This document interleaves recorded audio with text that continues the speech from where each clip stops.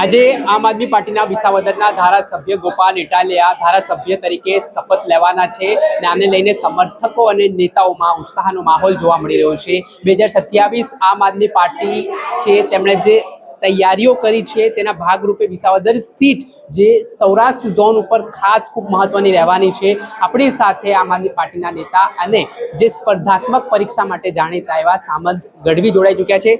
સામંતભાઈ, શું કહેશો 2027ની ચૂંટણીને લઈને વિસાવદર કેટલી ઇફેક્ટેડ સીટ સૌરાષ્ટ્ર માટે રહેવાની છે? ગોપાલ ઇટાલિયા તમે લોકો કહો છો એક શિક્ષિત યુવા ધારાસભ્ય તરીકે વિધાનસભામાં હવે ગૃહ ગજાવવાના છે, તો કઈ રીતે આજના દિવસને જોઈ રહ્યા છો ને કઈ રીતે ગોપાલ ઇટાલિયા ત્યાં ગર્જના કરશે? જો સામાન્ય રીતે સરકારનું કામ શું હોય કે ગુજરાતની 7 કરોડની જનતા છે, જનતાને કોઈ પણ પ્રકારની પીડા હોય તો એ પીડા બધા વ્યક્તિ સીધા મુખ્યમંત્રી કે મંત્રીને ન કહી શકે। તો આપણે ગુજરાતને 182 વિસ્તારમાં વહેંચેલું છે, જેને આપણે વિધાનસભાઓ કહીએ છીએ કે ભાઈ એ વિસ્તારના કોઈ પણ વ્યક્તિને પ્રશ્ન હોય તો એના ધારાસભ્યને રજૂઆત કરે અને ધારાસભ્ય છે એ મુખ્યમંત્રી મંત્રીમંડળને રજૂઆત કરે। પણ કઠણાઈ ગુજરાતની પ્રજાની એ છે કે જે લોકો પોતાને મત આપીને પોતાના પ્રશ્નને વાંચા આપવા માટે વિધાનસભામાં મોકલે છે એ વિધાનસભાના શપથ લઈ અને ભૂલી જાય છે અને ફરી 5 વર્ષે ચૂંટણી આવે ત્યારે પાછો પૈસા કે દારૂ કે જે પણ પીવડાવી અને પાછા પછી મતની ખરીદ વેચાણ થતી હોય છે। એટલે એવું કહી શકાય કે પહેલા પોતે પૈસા ઇન્વેસ્ટ કરે, પછી એ ધારાસભ્ય બને, એ પૈસા ફરી પાછા વાપરે ને ઇન્વેસ્ટ કરે, આવું ચાલે છે।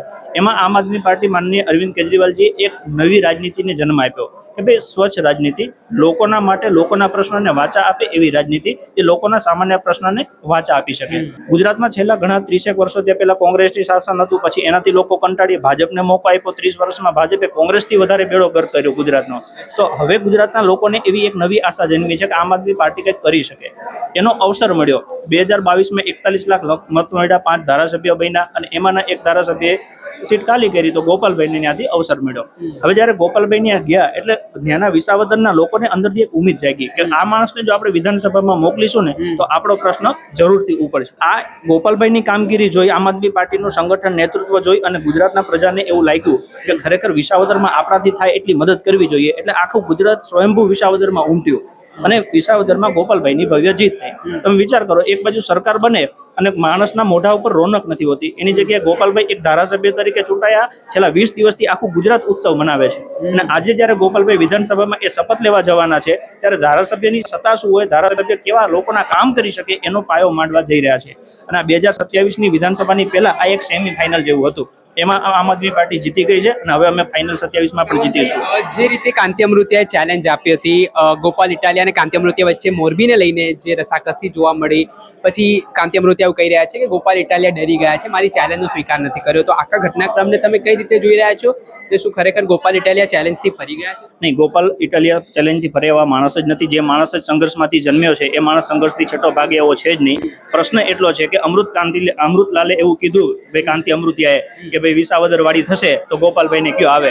હું એવું કહું છું, કાંતિભાઈ અમૃતિયા છે એ પેલા એકવાર રાજીનામું આપી દે તો ત્યાં ચૂંટણી થાય ને, પછી ગોપાલભાઈ આવે કે ગોપાલભાઈ જેના ઉપર હાથ રાખે એ આવે, એનાથી એને શું ફેર પડે? પણ આ એનું ડિંડક છે અને એ આપણે રેકોર્ડિંગમાં સાંભળ્યું છે કે નાટક જ કરે છે। પ્રશ્ન એ છે કે જો કાંતિ અમૃતિયાએ ચેલેન્જ આપી હોય તો એને એના પોતાના વિસ્તારની જે લોકો એને મત આપ્યા એને ચેલેન્જ અપાય કે હું તમારો ધારાસભ્ય છું, 2.5 વર્ષથી મેં તમારા કોઈ કામ ન કર્યા, તમારા રસ્તાનો પ્રશ્ન હોય તો કે તમને કયો, હું રાજીનામું આપું। ઓકે, આપણા વિસ્તારમાં કોઈ સારી સરકારી શાળા ના હોય કે જે શિક્ષકોની ઘટ હોય તો કે તમને કેવું રાજીનામું આપું, આરોગ્યની સારી સુવિધા ના હોય તો મને કેવો રાજીનામું આપું। રાજીનામા આ મુદ્દા ઉપર અપાય, તમને પ્રજા એના માટે ચૂંટા છે। તમને આ મોરો કરવાનું બે બાપનો શું કે આના માટે થોડો ધારાસભ્ય બનાવ્યો છે? તેવડ હોય તો પોતાના વિસ્તારમાં ઓપન ચેલેન્જ આપે કે મારા વિસ્તારમાં કોઈને કઈ તકલીફ હોય તો મને કહી દઉં, હું રાજીનામું આપી દઉં। 70% લોકો તકલીફ ન રજૂ કરે મને કહેજો, હોય અમૃતિયામાં તાકાત તો દે ચેલેન્જ કે હું અઠવાડિયું ચેલેન્જ આપું છું, કોઈ પણ વિભાગની તકલીફ હોય તો મારી સામે રજૂઆત કરો, જો 50%થી વધારે તકલીફો થશે તો હું રાજીનામું આપી દઈશ। એ રાજીનામું આપવાનું છે। ધારાસભ્ય તમે એના આટું બન્યા છો। ઓકે, મોરબીમાં કેટલા લોકો બિચારા મરે છે, ખાવા નથી મળતું માણસોને, ઓકે તમે એની પીડા સહન કરો ને, તમે ધારાસભ્ય એના આટું બન્યા છો અને ન થતું હોય તો તમે રાજીનામું આપી દો અને પછી અમને છૂટ આપો, આમ આદમી પાર્ટી લડવા તૈયાર છે। એક બીજા તમારા ધારાસભ્ય છે ચૈતર વસાવા, જે હાલ જેલમાં બંધ છે, તેમના પર મારામારીનો આરોપ લાગ્યો હતો, તો કઈ રીતે આખો ઘટનાક્રમને તમે જોઈ રહ્યા છો? ચૈતર વસાવાના જામીન બંને કોર્ટમાં નામંજૂર થયા, પછી એ ડિસ્ટ્રિક્ટ કોર્ટ હોય કે પછી નીચલી કોર્ટ હોય? આમાં કેવું છે કે ભારતીય જનતા પાર્ટી છેલ્લા 30 વર્ષથી જે પ્રમાણે ગુજરાતને પોતાનું શોષણનું હબ બનાવ્યું છે એ પ્રમાણે જો કોઈ વ્યક્તિ સામાન્ય માની લો કે આજે આદિવાસી સમાજમાંથી એક નાનકડો છોકરો સંઘર્ષ કરતા આગળ આવે ને પોતાના સમાજનું સારું કામ થાય એના માટે લડત લડે છે, ઓકે, એને કેમ કરીને દબાઈ દેવો એના માટેનો આ સંઘર્ષ છે. એક સિમ્પલ એમને જે લખાવેલું છે કથાકથિત કે ભાઈ કાચનો ગ્લાસ માર્યો અને એના લીધે 307 લાગી. હવે જો કાચના ગ્લાસથી માની લો કે કોઈ માણસને મૃત્યુ તમે નિપજાઈ શકતા હો તો આ આપણે મિસાઇલોને એની પાછળ ખર્ચા કરીએ છીએ, એના કરતાં તો ડાયરેક્ટ હવે આપણે એ જ કરીએ કે યુદ્ધ થાય તો ગ્લાસ જ હામે મારીએ. અને હામેલા વ્યક્તિને લોહી નથી નીકળ્યું, એને કંઈ અડ્યું નથી, ઓકે, 307 તમે કેવી રીતના લગાડી દો?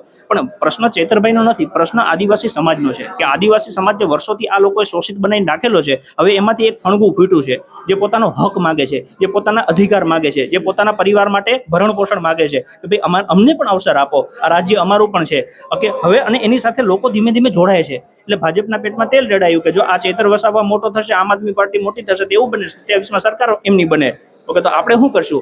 જે કરોડો રૂપિયાના કૌભાંડ કર્યા છે, ચેતરભાઈને ફસાવાનું કાવતરું કર્યું, એની પાછળનું રીઝન શું કે મનરેગામાં 2500 કરોડનું ભાજપના કોઈ ધારાસભ્ય મંત્રીએ કૌભાંડ કર્યું છે, એ ચેતરભાઈએ ઉજાગર કર્યું. હવે જો એ ઢંકાઈ જાય, ઓકે, તો એ બચી જાય, અને જો ઉજાગર થાય તો આવું તો ગુજરાતના બાકીના 33 જિલ્લામાં છે, બધી જગ્યાએ ઉજાગર થવાનું ચાલુ થઈ ગયું છે. એટલે પ્રશ્ન ચેતરભાઈ વસાવાનો નથી, પ્રશ્ન એ છે કે આને કઈ રીતે દબાઈ શકાય અને દબાવવાનો પ્રયત્ન કરે છે. અને હકીકત એ છે કે હવે આ ગુજરાતની જનતા સમજી છે, સામાન્ય માણસ સમજે છે કે ચેતરભાઈ આપણો અવાજ બને છે એટલે એને દબાવે છે.